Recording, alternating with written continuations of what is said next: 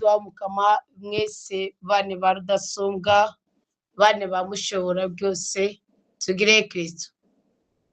Nkundira ndabivuge ko ndagukunda cyane rwose.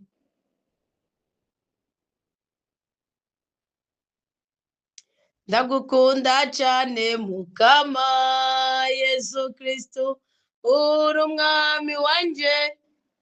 Reka ndabivuge ko ndagukunda cyane rwose.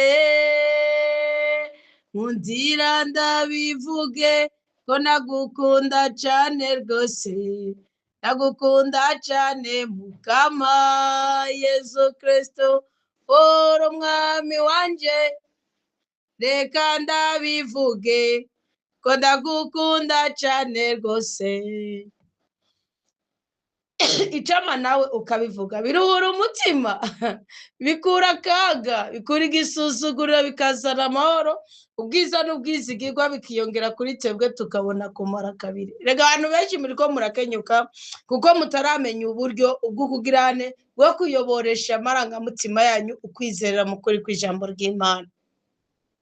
Ndabashimiye rero ko mwemeye kubyuka muri saa 9 kugira ngo duhuze umutima tugire iki tuganire ku byanditswe bweranda. Turi muri ya nyigisho ishingiye ku kwitegurira umuzo wa Yesu Kristo. Ndabizi ko ari inyigisho ya Kristo benshi mudakunda, mugakwiye no kuyikunda. Kubera iki? Yesu Kristo yavuze ngo ni mwame mugabye kandi amatara yanyu yame yaka. Birasigura ngo ntukarindire ngo higeje gizeni. Buri munsi mbere gusenga senga, uri kurasenga senga, n'inyuma yo gusenga senga. Gwanira ubutungane ku rugezo guko wumva uti kugwanje ruhande ntacyo ntakoze, kugwanje ruhande nagerageje, uzobura umuhirwe kandi cyane. Ni inyigisho rero ya kabiri. Iya mbere twarabonye mbega hoho eschatology siguriki, eschatasi lagasi. Twemera twigishwa ibya Kristo, niwe akwiye kuvugwa, niwe akwiye gusengwa. Uyu munsi rero turaganira ku bwami bw'Imana n'ingene bukorera mu bantu, n'ingene buza mu bantu. Mbese hoho bukwiye kuza muri inde, bukwiye gukorera muri inde, bikwiye kugenda gute?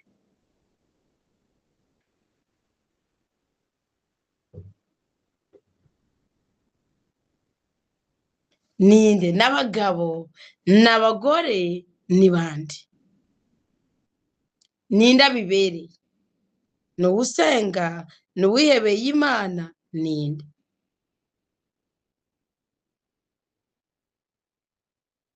Yesu Kristo yigeze kuvuga muri Matayo 6:33 ngo ariko mubanze murondera ubwami bw'Imana no kugororoka kwayo, nihige byose muzobyongerwa. Nkoresheje Bibiliya muri telefone, namwe murabirondera muri Bibiliya nsanye ko babyanditse ko inyandiko amajambo ari gatabaho. Ariko mubanze murondera iby'ubwami bw'Imana n'ubutungane, ibisigaye muzobyongerwa. Aha ni mu gihe Yesu Kristo yariko yigisha abayuda, yasa n'uri karabibwira.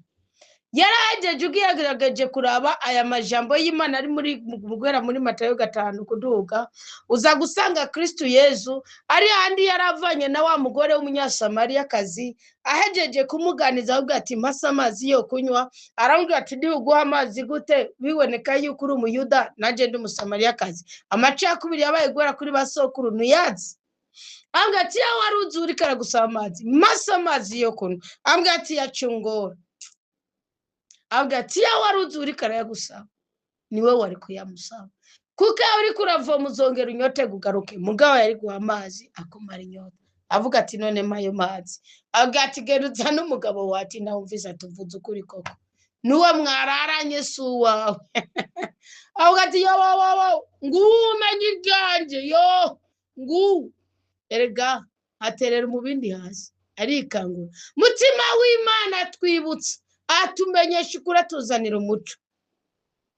Rero uwo mugore ni waciye aza guhamagara abantu ati ngwino. Kristo ba Petero barashitse, barabaza ba Yohani bose ati mwariko muganira iki? Umugore aricecekera aca badugana ku musozi wa Elayo. Kwimizeta aravuga ngo amaze kwicara bose bamukikije. niho mbwa ati none kuvuze ngo hahiriwe abanyakigongwe, hahiriwe abagira ubuntu abandi, murumva ubwami bw'Imana burakugira bube muri twebwe bidusaba ikiguzi.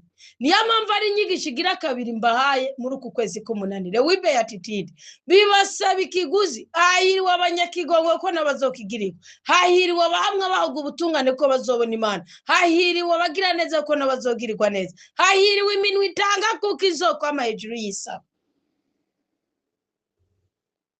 Ni ikiguzi kugira ngo ubwami bw'Imana buture mu mitima yacu. Ni ikiguzi kugira ngo ubwami bw'Imana bukorere mu mutima w'umugabo. Ni ikiguzi runaka kugira ngo ubwami bw'Imana bukorere mu mutima w'umukenyezi runaka. Ni ikiguzi kidasanzwe kugira ngo ubwami bw'Imana bukorere muri mwebwe mw'abakobwa. Kandi iyo atakiguzi nta n'ikigurano.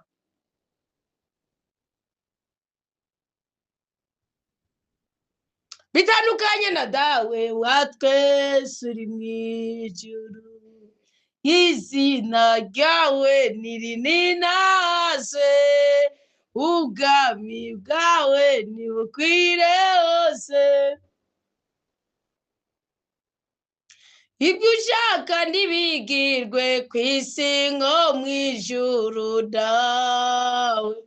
Ibyo ushaka bigirwa ku isi nko mw'ijuru. Uri ikigorye, uri ikaryamyenda, uri umusambanyi, uri umubeshi, uri umutinganyi, none ibyo ushaka gute? Kandi ibyo ushaka data bishingiye ku mahoro, ukuri, urukundo n'ubutungane. Yabwiye umunyasamariyakazi Yesu yavuze ngo uko Imana ari ukuri n'umutima. Yohana 4:24.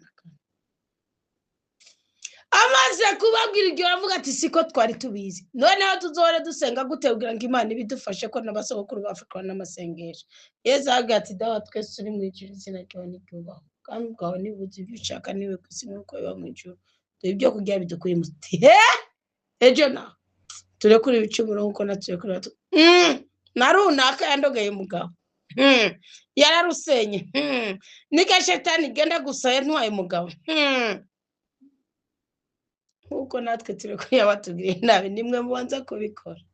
Ubwami bwawe nibuze, ariko ubwo bwami buza hari amahoro, buza hari ibyiza, buza hari ibyishimo. Mwatakaje imbaraga z'ubwami bw'ijuru, mugundanirwamo n'imbaraga z'ubwami bw'isi. Niyo mpamvu turirimba ntitubone ibyamwa by'abaririmbyi, tugasenga ntitubone ibyamwa by'abasenzi, tukisonzesha ntitubone ibyamwa by'amasengesho ashingiye ku kwisonzesha, kandi abandi barisonzesha bagatsinda intambara z'ubwoko bwose. Ngo hari umuntu nka twebwe yarasenga cyane ngo akabuza imvura kugwa igaheza ikareka, warabuze ikigaragaza, urabura n'igisuzuguro wasubiza inyuma. Umuhanzi yaravuze ngo ntuzabyara ubyikorera mu mutima no mu bitugu, urone ngahura ingumba kweri. Baravuze ngo ya diplome na chizoma, none ngiyo yamaze kuvunda umenga ni butura wambaye rirakurenga. Baravuga ngo nta rugo uzonyubakana, none ngaho waba mu ruzereretse, umunsi barakoresha ibyo bikanga, umunsi baragira ibyo bikanga. Ngo ariko mubanze murondera ubwami bw'Imana. Ndagomba tuganire gatoya, mbega ubwami bw'Imana ubundi hoho ni iki? Bibiliya iduha umuco neza. Ubundi ubwami bw'Imana ni ubutegetsi bw'Imana mu buzima bw'abo bose bayizera no mu biremwa byayo byose. Iyo uri umuntu birasaba ko Imana ikubura umutegetsi uko yizera. Utayizera ariko ari umutegetsi mugabo uri gutegekera mu ibanga, nico gituma ivuze ati vaho ucuva. Kandi ivuze ngo yanijya urabyana, ndababwije ukuri ntimuzokwigere mwitera ijeke mutima w'Imana mutamuhamagara ngo abigishe kwihana ibyaha. Ejo umuhanuzi yavuze ngo kuva wa mugore we ntiyarazirizi ngo ikintu kinazara y'Imana gwe ngo abandi bihana barenze ko wihanye byose. Kandi pe ndabarahiye akaba yaravangiwe, ndabarahiye naye yenda nayubahe, ndabarahiye akaba yaravangiwe. Kubera iki? Jyewe ibyaha byanje nabyihanye mu 2023 neza na neza. Nari nsozere hari kuri bonane itandukanye 2022 ikinjiza mu 2023. Nukuvuga ibiganiro byakomera ko isi ni muzima byaciye bitangura nyuma y'imisi 90. Niyo mpamvu imisi 90 ndayubaha gose, gusa yararenga yari 107. Mugabo je mfata amezi 3, yari tariki 17 z'ukwezi kwa gatatu. niho numva noshira nokoranya abantu nkabwira ati ngo dusenge natoye batatu gusa ndabwira ati basi umwe dusengeje mu gatondo undi saa sita bari mu bihugu by'abarabuka mwitwa Nadine uwundi Dali nta numwe akiri na muri group ngira na bopfuma barabibyaje Paul nta nuworaba nakimwe ndaga ati dusenge kandi mwe muri protesta kandi abagenzi baje gose n'inshuti zanje mwe muri aba protesta mwebwere muremenya toya tanguraho ko ari wowe byumvise mu mutima nizo bintu by'amapere video tuguma mu ngundo tugira ibiki n'ibiki tukibagira abana dufise ni ibyo bintu bati ntacyo wewe tangura ndagana kibazo nese umwuka nahiye ijambo ribogaboga ku munwa n'umwara bakubita intebe agasitura akazinya amatara agakuramo wifi byose bidakunda no kuvuga ndagira ijambo ry'Imana ryo mu gatondo ndabyuka saa 9 bari saa 11 mu Burundi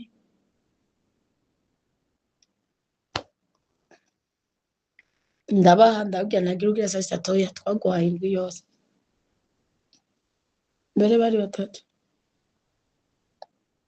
tinatu tuzokumbiza taze twabije saa 6 ndabaha yari mu gatondo bwa mbere twagira mu gatondo no ku mugoroba bobo rero bacabisha muri stati je yandi ma groupe nayikuyemo yose nayikuyemo navuga ni jeje utuma umuntu ashize muri groupe atambwiye abandenganije gose nano bankubaha gute nakina kimwe ndayimara muri yo groupe birutwa nuko online box ati groupe urashaka kuyitereramo birabisumbwa gose mugabo kuzubona watere nimero nje muri groupe wapi ubu yagaritse byose igenisiza nafite n'Imana kandi nabyo nzi ngo nzobazibire mu matelefone nzoguma mbareka gusa mbonye byujuje telefone byo mu rugo cyenda ndafata byose nabyo kuvuga ngo no kuvuga icyabaye ni giki uko kwikura mu magroupe niyo bayintandaro y'umunezero wanje n'Imana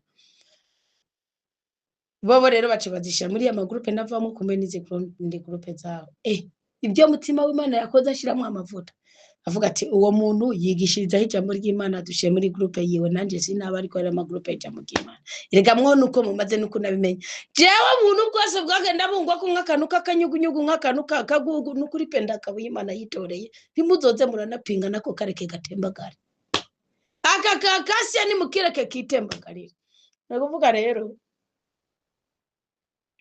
nzambona ku munsi umwe n'abantu amajenane erega mbura uko ngira baravuga ngo gira link rero abantu baze barinjiza ntikaza turabinjiza ni nabyo nzambona umwe mu babyumvise ibyo biganiro aranzi ngira umunyeshure kandi yari mu boyfriend wanje malheureusement yabibandanije mbwa nitwavuye tubana kandi azoraja kubyumva gusa yarahimutse kuko yari kuguma ku gicaniro aguma ni watugira amalinke ni wagira iki muga mu nyuma sinzi kintu tutahurije ko yemugabaye nukuvuga kandi wanashaka aranashemere byari kumuha akazi ko arashoboye byinshi bijyanye na internet nukuvuga mugabo nibaza ko hari impamvu Imana yashizeho ubwo gwango wenyine akicana nukuvuga kandi tudashwanye nukuvuga ikintu cyabaye n'igiki acangirira link werabizi niwe yazagira amarike je nagiye kumenya ruko yivumbuye ndavuga nakagaenda kanse nawe unyigisha nawe wamana winyigisha ujya muzorabe ndisi hariho ndisi imwe menga ni 15 group irisa niyo nigiye ko ndavuga nakagaenda kanse ibindi naho nabyigira guhera kuri group numero 11 naramubaza ni basimbwira ikongira mu nyuma navuga ni no ibintu byuko zarandikita kamwe je ndabishobora ubona nabishoboye nukuvuga rero igroup icirakomera mugabo rero imbere yuko ntangura iyo group telefone umusaseredoti yahoze ari mu spirituel wanje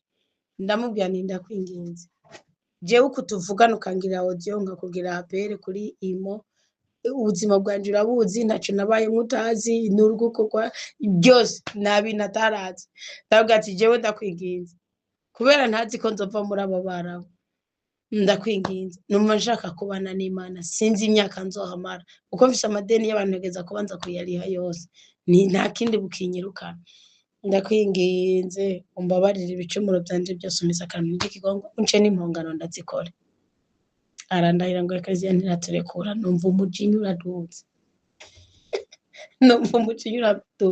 ndavuga ati nimba ekleziya yagarariwe n'Imana nanje ubu rero wamana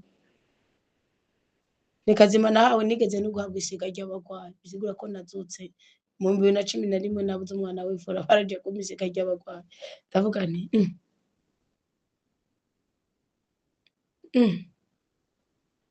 Burya ibintu siniko ndafikinata mfata iminsi 3 ndavuga nimba ari igihe nari kunca kingana guheba ibyo kurya n'izi nyama z'inkoko n'aya mafi n'izi nyama z'inka ziraha hari impongano yari kunca isumbi ca ndafata amafaranga umushahara wose ndawurungika ku mpimba ndavuga ni nditazuye kandi guhera ico gihe jewe amafaranga hagati mu 12 no kwa mbere nta kintu na kimwe ndayakoza yose ndayashira ku mpimba no ku bitaro ndavuga ni harabonezereje nezereze nanje mbabarira ibyaha byanje sije nabarungitse mu gasho sije nabarungitse mu bitaro nezereza nawe ugaragaze gutunganya mu byo uvuga ndandika ibintu byose iyo wiregaho uvuga ngo noneho ibyo ntabyumva ranyica mugabo Jesse ko nari meze hafi nireze je umusaseredoti sindamubona yuko tuzinanye aje navuga nta nimba unyibuka isura yanje birakura nirega byose awurotora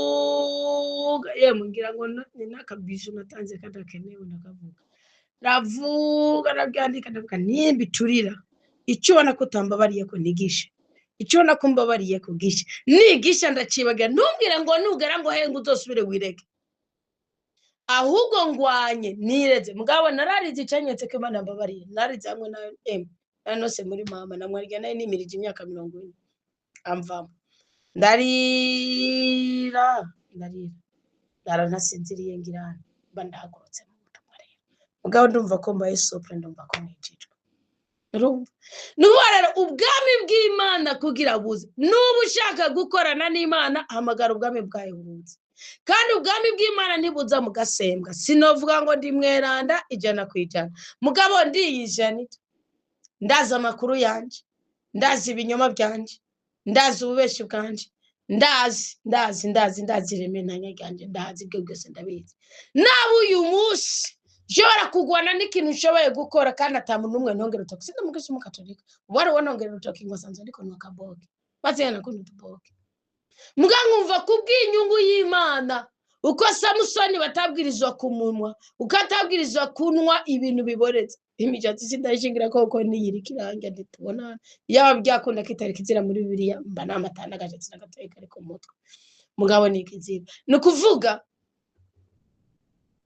nimba atabwiye nanje ntabyo kugira Imana inkoresha iby'ubuhinzi nkumva mbyigiriye ku inama navogere Ecclesia navogere muryango wanje ubwami bw'Imana busaba ikiguzi Yesu Kristo yavuze ngo kuvana kuri Yohani Batista nta muntu wabyawe n'umugore asumbaye nta muntu wabyawe n'umugore asumbaye Yohani Batista ariko umwe muri aba bato aramusumba kuko twabonaga kiza ka Kristo kiganiro ca Kristo igishimo bya Kristo byasigaye biraba Yohani Batista bamuciye umutwe ngo ariko kandi ubwami bw'Imana buraranirwa kuvana kuri Yohani Batista intwari zigushora mu imbaraga hari umutahari Nkomezi Paulo yaravuze ngo ibyo byose byambera kunguko nabirabye nk'ubusa kubw'urukundo ufitiye Kristo birumvikana neza ko hari ikiguzi hari ibintu tubwirizwa guheba kugira ngo urukundo rw'Imana ubwami bw'Imana bugizwe n'amahoro ibyiza ibyishimo ibisubizo ku bibazo ubwazimi bw'Imana ni inkota ni anti ni detore murabona nk'umwana waragacafu harakanuka ko maganagura detore nkuko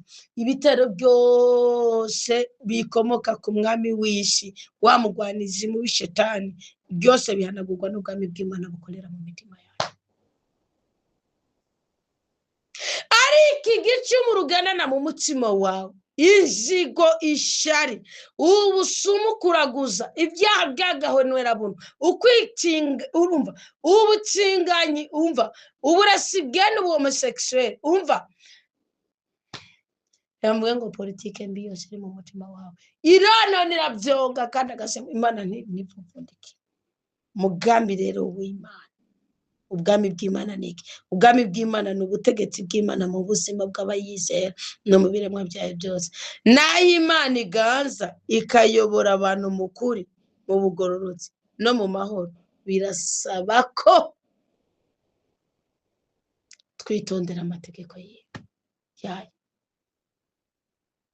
ubwami bw'Imana n'ubutegetsi bw'Imana mu buzima bw'abayizera no mu biremwa byayo byose kandi ubwami bw'Imana ni ikimenyetso cy'uko Imana iganje mu mutima w'umuntu kandi iyoboye ubuzima bw'uwo muntu kandi uwo muntu akaba abayeho mu kuri, kandi uwo muntu akaba yibayeho mu bugororotsi, akaba abanyamahoro n'abantu bose. Reka rero tuganire ku mugambi w'ubwami bw'Imana.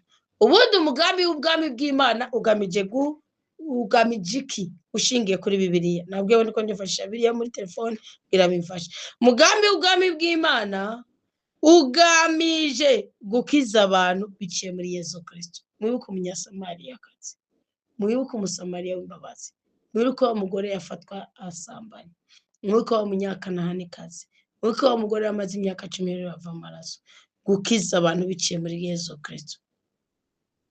Kabiri, umugambi w'Imana, umugambi w'ubwami bw'Imana ujeje guhindura ubuzima bw'abizera Imana kugira ngo bashobore kuba beranda.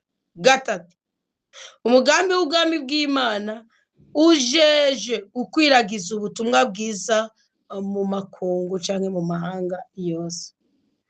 Kane, umugambi w'ubwami bw'Imana ujeje gushiraho amahoro, urukundo n'ubutungane. Gatanu, umugambi w'ubwami bw'Imana ujeje gutegura abantu kuzobana n'Imana ibihe bidashira. Biba ari byo tuzogenda twiga bukebuke, tunudutire dushobora gutakaza tutegeza kuguma twiga ingene abantu bazobana n'Imana ibihe bidashira. Nk'iyo nyigisho nitwayigerako nzo kwigora ndabatumire tugire deba niho byoryoha. Sawa? Ukuntu rero dushobora gutera intambwe, narababwiye ko ndiko nca ku masonga, mugari genzoza mbatumira tukagenda tugira deba kuri buri kintu kimwe cyose. Kuko shaka kubarambira. Ukuntu rero dushobora kwinjira mu bwami bw'Imana. Ushobora kwinjira mu bwami bw'Imana uri mu murigo. Paul avuze ngo twe twazutse kumwe na Yesu Kristo turondera ubwami bw'ijuru, aho Kristo agagiye iburyo bwa Data. Kwizera Yesu Kristo nk'umwami, umukiza n'umucunguzi, niko kwinjira mu bwami bw'Imana iyo wemera Kristo. Nubwo ko Paul yabivuze mu Efeso 2:10, turabana. Imana yaturemye twiremeye, ituremera muri Kristo Yesu kugira ngo dushoboye kurangura imirimo yose yatushinze, tuyirangure muri Kristo nyene. Kabiri, iyo wihanye ibyaha byawe neza uba winjiye mu bwami bw'Imana. Gatatu, iyo uvutse ubwa kabiri biciye muri Mutima Mweranda. Please be careful and respect. Ubwami bw'Imana ubwinjiramwo iyo ubatijwe bwa kabiri muri Mwemu w'Imana. Twarakomejwe muri Mutima Mweranda, ariko urakwiye kurondera ijambo ry'Imana rikubaka. Nico bita igicaniro cy'ubutabazi bw'Imana kuri twebwe. Imana ikazi kagusanga ibyo sataguhaye, ibyo umusaseridota ataguhaye, ikakwereka ijambo ryo muri Bibiliya riguhagarikira, kuko ngo muzorangwa n'ibyamwe mwama. Utabisizemwe uruhara nta kidini gyokora ngo wewe gusambana, nta kidini gyokora wewe ngo umenye ijambo ry'Imana. N'abaritobokeyemwe ubuhanza barigenda benshi baca kubiri naryo. None udaca kubiri naryo uwo musaseridoti cyangwa umupasiteri ngo usambane gute, ngo boregwe gute? Babambwira ngo umuntu ari umunyantege nke, mwene Kayini, uwo ni we twe turiko turirata. Uwo Bibiliya iramuvuga mu gitabo cyo Guharura 24, ngo nibyiwe yubatse ngo bimeze nk'iki, bimeze nk'indaro y'imbwa, ngo Imana ibiha umuriro. Kuko ibibona ko ataco bimaze. Mugankunda Imana izi byitwaza ibyifashisha intore mu karonkaho mu. None imiryango indwi, ibihugu indwi byababagira ubwashari n'ababaheti n'ababaki, Imana niyo bahaye urupfu nabo amazu yabo n'inka zabo n'imirimo byabo bikaribwa nabo bikicagwamo n'abanyisirayeli mudakenana. Iyo mudafise ubwami bw'Imana n'ubutungane bwayo, ibyo mufise byose, kuvuka ubwa kabiri biciye muri Mutima. Iki kibazo nimushaka muzokimbaze ko umuntu avuka irya kabiri gute, bica muri Mwemu gute, mbe kuvuka irya kabiri bisigura iki? Ahubwo bwitembere kanzoyihemenye ibya Yesu ndabe ko anyemerera akadusoyidebatako.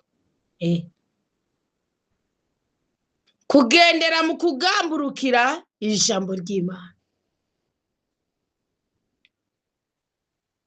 n'ibindi ingazi zine: kwizera Yesu Kristo nk'umwami, umukiza n'umucunguzi, kwihana ibyaha byawe, kuvuka ubwa kabiri muri mutima w'Imana cyangwa muri mwe muyera, ubwa gatatu kugendera mu kugamburukira ijambo ry'Imana.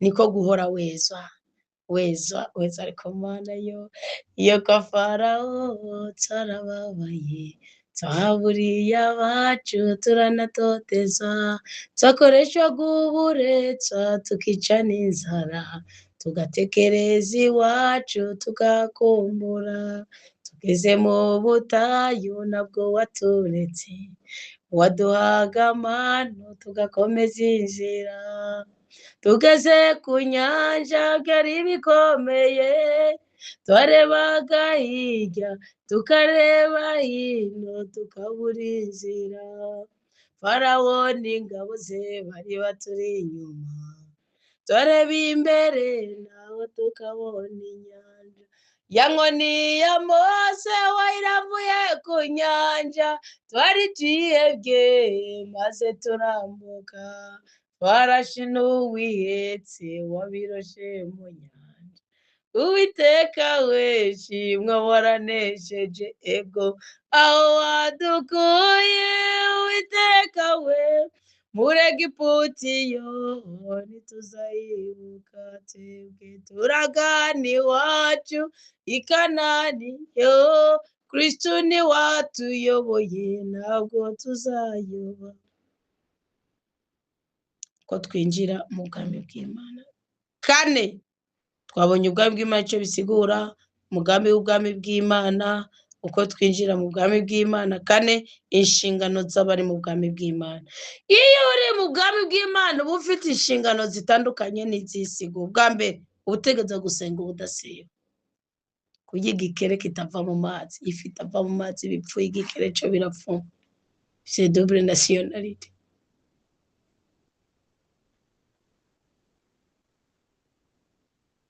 Kurya ifi itova mu mazi bipfuye, niko nawe utobikora. Gusenga ubudasiba. Kabiri, gusoma no gukurikiza ijambo ryo muri Bibiliya. Gatatu, gukunda Imana n'abantu. Kane, kubwira abandi ubutumwa bwiza, gushingira inaha Imana. Gatanu, kubaho ubuzima bwerekana icyubahiro cy'Imana, apana kuba umunyakajagari. Sawa? Nimba ushaka urashaka kugenda kuzirikana muri Matayo 6:33, Mariko 1:15, Yohani 3:5 gushika kuri 3 gushika kuri 5, Abaromani 14:17, Abakolosayi 1:13-14. Ubundi ubwami bw'Imana ni bw'Imana ishaka to kutugiriramwo ubuzima. Ubundi bwami bw'isi ntibishaka. Umugambi wabwo ni ugukiza abantu, kubahindura no kubategurira ubugingo budashira. Uwemera Kristo kandi akagendera mu nzira ziwe abari mu bwami bw'Imana, kandi ahamagarirwa kubamwo no kubwamamaza. Nuko rero umwumva ko twize ibintu bitari bike. Abonye ubwami bw'Imana ni iki? Mbega umugambi w'ubwami bw'Imana ugamije iki? Twabonye ibintu bitanu. Mbega ni gute twakwinjira mu bwami bw'Imana? Twabonye ibintu 4. Mbega hoho.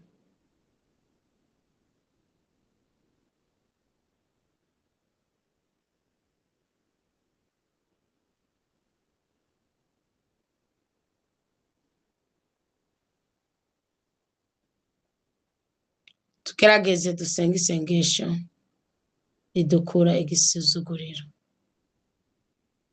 Inshingano z'abari mu bwami bw'Imana.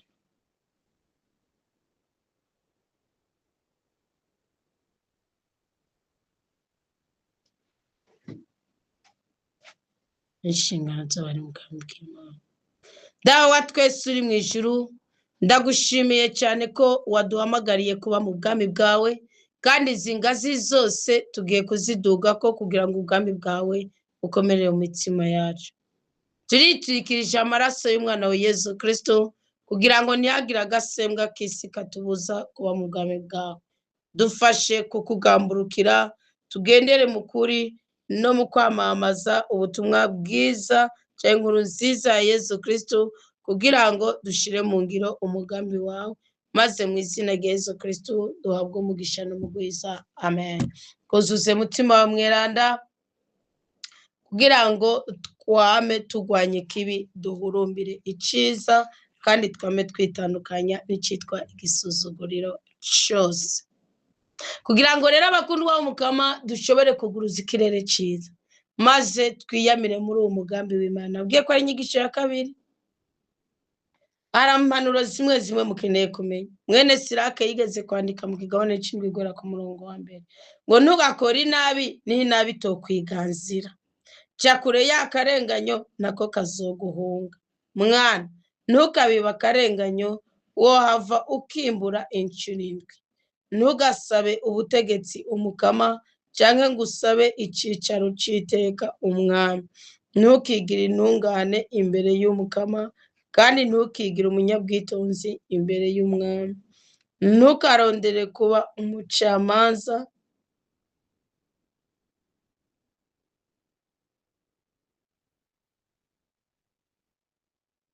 atari bushobore gukuraho akarenganyo. Wohava utega ubwoba n'umukuru ugashira umutego mu bugororotsi bwawe.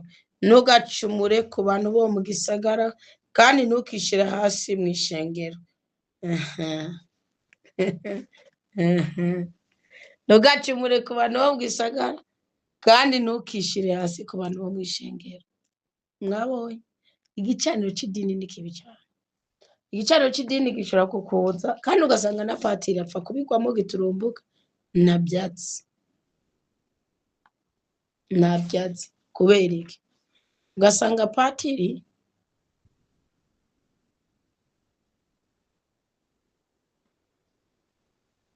kumbure umukuru w'umubano w'Ukristo cyangwa umukuru w'umuhari cyangwa umukuru w'iki yakwishizemo nabi akaca agenda akamuha raporo bakagukoramo mukagukorera Imana. Ntukishire hasi mu ishengero ni ukuvuga ntugatinye ukuri, hagararira ukuri sigabereka Imana yikorera. Impano ziri muri mwebwe zarugaranywe ekleziya se yandongize none nimba ekleziya itakurungitse ukaba utari kuraje kwiga imutumba uri umugore w'umuntu muga munzi office televiziyo munzi office telefone munzi office itara munzi office micro munzi office bibiliya ko bagwiriye ku rubuga bamamaza ubutinganye ubusambanye ubusumba byanda gutakiye basuzugura bakoreka nawe utogenda ku rubuga ngo wamamaze bibiliya nifise amaso yo gusoma. Ibyo ni ngombwa ngo musenyera kubike kubiganza. Ibyo ni ngombwa ngo ibone nawe muri diocese cyangwa paruwase yawe. Ibyo ni ngombwa ngo umusaruro wose nucugira Imana ukigirira igikundiro Imana igashira amavuta mu ijambo wavuze. Ni ngombwa ngo ruca ruburuherekane ngo bajye gupfukamira patiri. Nafise umwanya ko mupfukamira muragenda muburire mu misa. Ni muburira mu misa birahagije. Sigaye byose n'urusaku mufite ibindi bishije muri mwebwe. Ingomu cugane mupfukamira. Barumva nzagusabire rendezvous party ndamukoze. Jegene patiri ngiye kwirega ngiye mu misa. Ahandi hose ndamukoze. Imana bw'Imana ati nzosenga rimwe mu ndwi cyangwa kabiri mu ndwi bivanye n'ibihe ndimwe n'ubuzima ndumwe n'ukuginine na paruwasi n'akazi nkora canke niki. Niyo misi nyene patiri. Nacumuye ndaho ndamukene.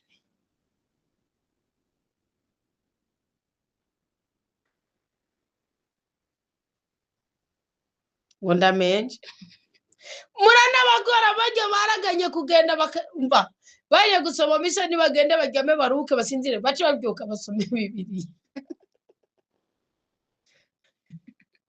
kandi nkabavuze ngo ndabasuzuguye ngo nitwe tuketsiho kwambara costume tukagenda abantu bagatubona mpore mugabo ibyo mwasezeranye n'ibishane by'ibyo. Ntugakore igicumuro kabiri nkako no muri kimwe ntuzokwera. Ntukavuga uti Imana izoraba ubwinshi bw'amaturo yanje cyangwa uti sinashikanira Imana rudasumbwa cyangwa uti ninashikanira Imana rudasumbwa izonyakira. Ntukadebukirwe mu gisabisho cyawe. Ntukirengagize gutanga intabaro y'aboro. Ibi ni bituma ubwabe bw'Imana bukanza mutwe bantu ndabira akamuga ndakagerageza. Nukuri je sindabukirwa mu gisabisho sindababesha. Kubara ndabisavye Imana. Je sindabukirwa mu gisabisho. Kuvana ndabisavye Imana je sindabukirwa mu gisabisho. Gusa umubiri nk'ubu hariyo amasaha ahetse ntaryama ahako nanguye ko yagura ari saa kumi ikape nzoryama ejo mw'ijoro kuko saa tatu nzoba dufise inyigisho ari inyigisho nabwiye tuzoganira ko ejo haheze saa 11 mbwa n'ibyakunze uwo muntu yaciye afatirwa ibintu by'amabisi mwarimu yiyemereye mwaguze imodoka ari kugicanira umuji kahora bazana kugira mubwire muze kugira ibiganiro kanake bisa akamaro mugabo ntavuka rimwe ngo zuri ngo muzoyigura nta mutazoyigura Imana izobwira abayigura bayizana nene yinde bari twibwira haje ibintu ibyo ndagene tenganye indi byose wataye umugabo utabana umwana wanje wa kabiri yamwiye ngo mama ngo uzomubaze ibyo muri iki gihe ngo bisigaye ngo abana ngo ngamukeneye amakeya ngo murambaza jewe ngo azobahondagura baba bariko baravuga ngo bakijeje inze televiziyo ndi mu biganiro nukuvuga Imana rero ibintu nk'ibyo zobiduha ariko nimugakora igicumuro kabiri n'icambere nuzi yuko bizokomera ntukadebukirwe mu gisabisho cyawe ntukirengagize gutabara gutanga intabaro yabo ntukadebukirwe mu gisabisho Imana ico uzokimera umugisha nukuri sindigera numva ngo ndarambiwe no gusenga nusenga mwese mukameneka amatwi mugavura mukagenda sindumva ndambiwe navyo mugabo gusa ikintu nemera ikiro nyene rirakubita kazamu rigakubita kandi rigakubita ukaza wumva nyene ndiko ndagona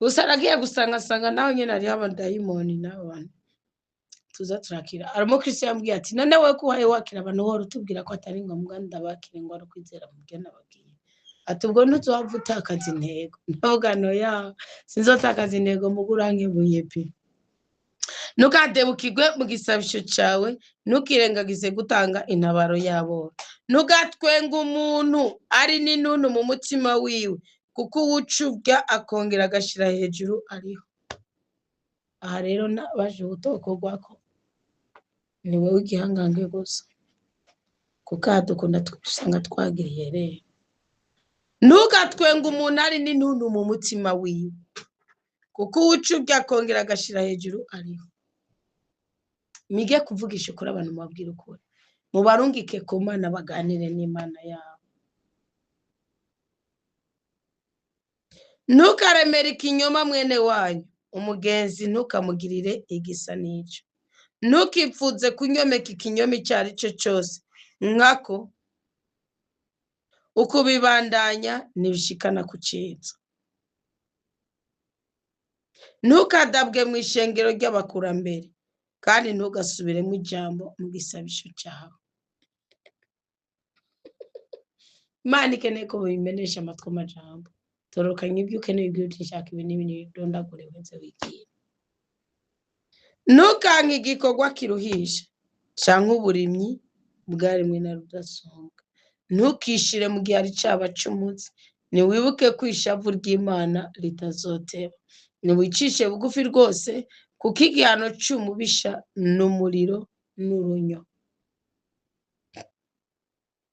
igihano c'umubisha wowe utekeye umutima w'ububisha umuriro urunyo to thanks fire